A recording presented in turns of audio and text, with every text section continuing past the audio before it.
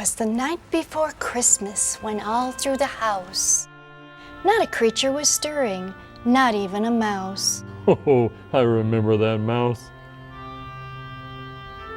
The stockings were hung from the chimney with care, in hopes that St. Nicholas soon would be there. The children were all nestled, all snug in their beds, with visions of sugar plums danced in their heads.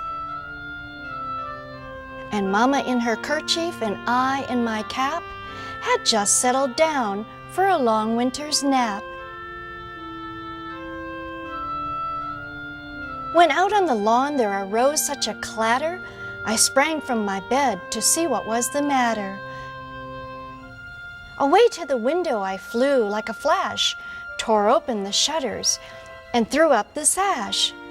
The moon on the breast of the new fallen snow gave the luster of midday to objects below, when what to my wondering eyes should appear but a miniature sleigh and 8 tiny reindeer. With the little old driver so lively and quick, I knew in a moment it must be St. Nick. More rapid than eagles his coursers they came, and he whistled and shouted and called them by name. Now Dasher, now Dancer, now Prancer and Vixen, on Comet, on Cupid, on Donner and Blitzen, to the top of the porch, to the top of the wall. Now dash away, dash away, dash away all.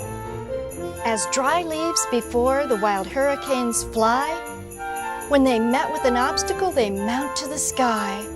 So up to the housetop the coursers they flew, with a sleigh full of toys, and St. Nicholas too. And then in a twinkling I heard on the roof the prancing and pawing of each little hoof. As I drew in my head and was turning around, down the chimney St. Nicholas came with a bound. He was all dressed in fur from his head to his foot, and his clothes were all tarnished with ashes and soot. A bundle of toys he had flung on his back, and he looked like a peddler just opening his pack. His eyes, how they twinkled, his dimples, how merry. His cheeks were like roses, his nose like a cherry. His droll little mouth was drawn up like a bow, and the beard on his chin was as white as snow. The stump of a pipe he held tight in his teeth, and the smoke it encircled his head like a wreath. And he had a broad face and a little round belly that shook when he laughed like a bowl full of jelly. He was chubby and plump, a right jolly old elf, and I laughed when I saw him in spite of myself. A wink of his eye and a twist of his head, I soon know I had nothing to dread. He spoke not a word, but went straight to his work, and filled all the stockings, then turned with a jerk. And laying his finger aside of his nose, and giving a nod, up the chimney he rose. He sprang to his sleigh, to his team gave a whistle, and away they all flew like the down of a thistle.